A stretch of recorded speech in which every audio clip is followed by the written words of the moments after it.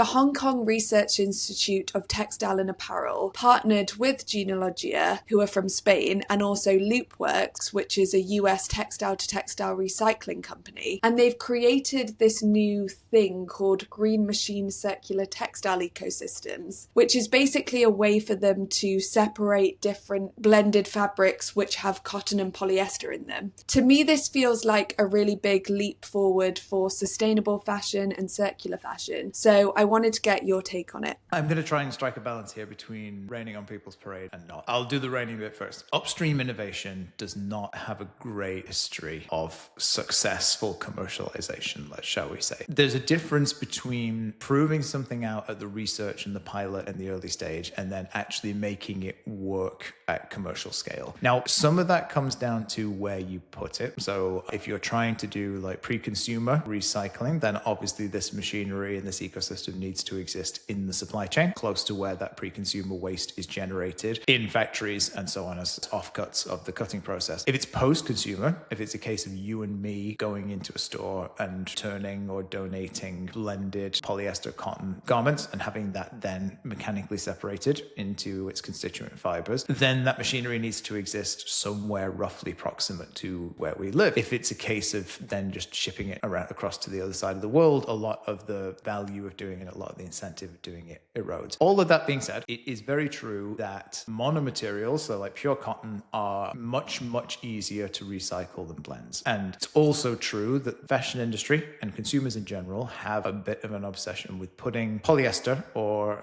oil-derived synthetics into garments because people like stuff that has a little bit of stretch to it. That means that a lot of what we wear is not eminently recyclable. If we're able to do this, it potentially is a big leap in the right direction, but it needs a lot of industry buy-in. I think people are right to be enthusiastic, and the evidence is also there to give people a right to be skeptical about how it plays out. Fingers crossed, time will tell.